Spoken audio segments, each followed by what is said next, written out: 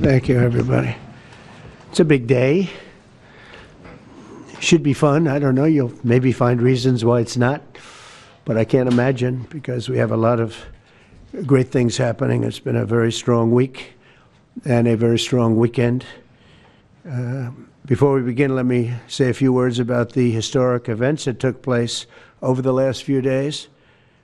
On Saturday, my administration helped broker a full and immediate ceasefire, I think a permanent one, between India and Pakistan, ending a dangerous conflict of two nations with lots of nuclear weapons. And they were going at it hot and heavy, and it was seemingly not going to stop.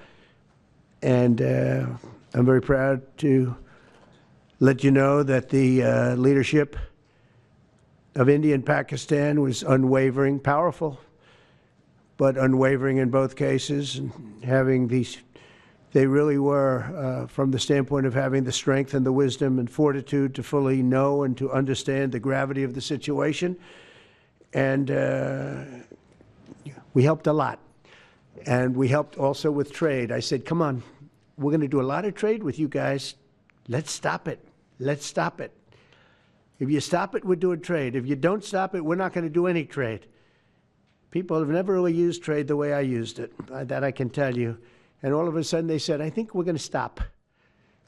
And they have. And they did it for a lot of reasons, but trade is a big one. We're going to do a lot of trade with Pakistan. We're going to do a lot of trade with India. We're negotiating with India right now. We're going to be soon negotiating with Pakistan. And we stopped the nuclear conflict. I think it could have been a bad nuclear war. Millions of people could have been killed, so I'm very proud of that. I also want to thank Vice President Vance and Secretary of State Rubio for their work and efforts. They worked very hard on that. We also, as you know, created a situation where the Houthis, for the first time ever, have ceased firing, and they've let it be known that they're not going to be firing at American ships anymore, not going to be firing at Americans anymore. This was a heavy barrage that lasted for approximately 50 days. And as you know, they've been in war essentially for forever. But over the last 10 years, they've been very difficult for other countries. Nobody was able to do what we did. But they stopped, and we take their word for it. Their surrogates and them directly said, we don't want to do this anymore. And so we were satisfied with that. In addition, yesterday we achieved a total reset with China after productive talks in Geneva. Both sides now agreed to reduce the tariffs imposed after April 2nd to 10% for 90 days as negotiators continue on the largest structural issues. And I want to tell you that a couple of things. First of all, that doesn't include the tariffs that are already on, that are our tariffs, and it doesn't include tariffs on cars, steel, aluminum, things such as that, or tariffs that may be imposed on pharmaceuticals, because we want to bring the pharmaceutical businesses back to the United States, and they're already starting to come back now based on tariffs. Because they don't want to pay 25, 50, or 100% tariffs, so they're moving them back to the United States. I spoke to Tim Cook this morning, and he's going to, I think, even up his numbers, $500 billion. He's going to be building a lot of plants in the United States for Apple, and we look forward to that. I really do look forward to that. But the talks in Geneva were very friendly. The relationship is very good.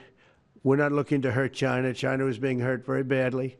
They were closing up factories. They were having a lot of unrest. And they were very happy to be able to do something with us.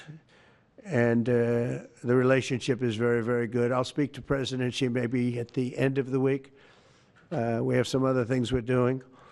But one of the biggest things that we're doing, and I don't know if people realize this, but we made a great deal with China, a great trade deal, but it was a much bigger deal originally, and then they canceled it right in the last day. Some of you faces I remember were there when that happened. I remember you. And we had a deal where they opened up their country to trade with the United States. And they took that away at the last moment, and then I canceled the whole thing. And then 6 months later, we ended up doing a smaller deal. But it was a big deal. It was $50 billion worth of product that they were going to purchase from our farmers, et cetera. And we agreed to that. People thought it was 15 because they were doing 15. We made it 50 because I misunderstood the 15. I said, you got to get 50. Because when I asked, if you remember the story, when I asked, what are we doing with them? My Secretary of Agriculture at the time, Sonny Perdue, said, sir, it's about 15 billion and we're asking for 15. And I thought he said 50. So I said, so they came back with the deal at 15. And I said, no way, I want 50 because you said 50. They said, sir, we didn't say that. Anyway, bottom line, I said, go back and ask for 50. And they gave us 50. And they were honoring the deal. And we would call them up a lot. For the corn and for the wheat and for everything. They were honoring the deal, and then when Biden got in, they no longer honored the deal. There was nobody to call. I would call on an average of once every 2 weeks to say, come on, you have to speed it up a little bit. And our farmers were doing great. I said to them, buy more land and bigger tractors, if you remember. That's what happened. But the deal was a very good deal. But the best part of the deal was that we opened up China. China agreed to open itself up to American business to go in. And it would have been a great thing, I think, for China. They would be able to see things that they haven't seen. They would be able to buy products that they had never been able to buy. Would have been great for American business. I think it would have brought unity between China, better unity between China and the United States. And the bottom line is that they canceled it the last day. We were all set to sign it, and then I went a little bit angry. I got a little angry. I said, they canceled the deal. The deal was done. It was all ready to be signed, and people went over. They came back to me, sir, they don't want to sign the opening up China. Well, the biggest thing that we're discussing is the opening up China, and they've agreed to do that, but it's going to take a while to paper it. You know, that's not the easiest thing to paper. But that's the single, I think, to me, some people would disagree. Some people would say we're getting a lot of money with tariffs or whatever. But, you know, especially when you add what we already have. Because remember, we're already getting the 50% on steel and different things. That's not included in these numbers. So you can add that. But the biggest thing to me is the opening up. I think it would be fantastic for our businesses if we could go in and compete with China. It would be a lot of jobs for China. It would be, I think, at a time when they can frankly use the jobs. And that's what we're talking about. So that's a very, very important element to add. So when Scott, I watched him speak the other day, and I think he didn't want to say it, but I said, it's okay to say it. Look, if we don't get it, we don't get it. But if we don't get it, it won't be a positive thing. But if we do get it, I think it's maybe the most important thing to happen. Because if you think about it, we opened up our country to China. They have very few restrictions. And they didn't open their country to us. Never made sense to me. It's not fair.